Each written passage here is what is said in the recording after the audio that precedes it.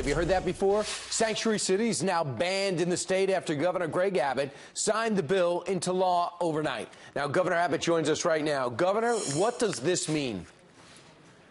Well, first of all, I was proud last night to sign this law.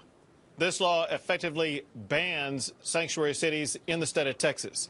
What it means is that no county, no city, no governmental body in the state of Texas can adopt any policy that provides sanctuary.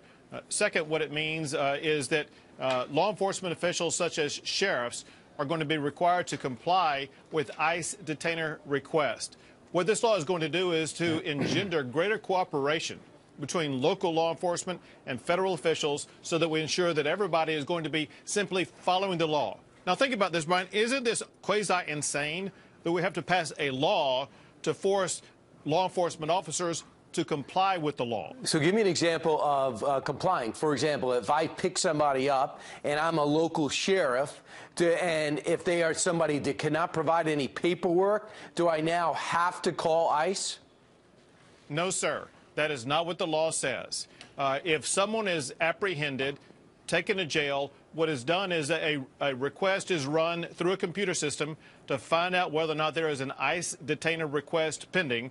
If there is, communication needs to be made with ICE.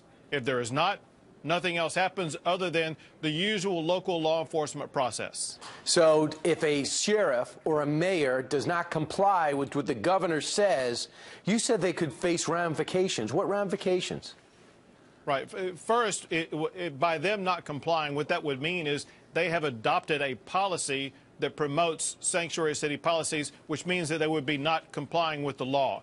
If they do promote sanctuary city policies, what it means is they could be subject to jail time. It means they could be subject to being removed from office. It means that their city or county could be subject to fines and penalties of up to $25,000 per day. Wow. So here's what Sylvia Garcia says. She's a state senator. She says, quote, "I'm afraid this legislation will lead to harassment and profiling of Latinos. And this is the last thing any of us would want. This bill would go from a broken taillight to a broken family to a broken faith in our system."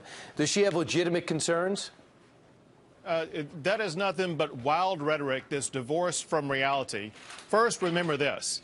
And that is the people who are coming into the United States, especially across the border in Texas, are coming not just from Mexico. In fact, most of the people coming across the border in Texas are not from Mexico. They are from people around the entire globe. So this has nothing whatsoever to do with those who are Hispanics, point one. Point two, most of the Hispanics who are in the state of Texas are here legally, and they have absolutely nothing to worry about.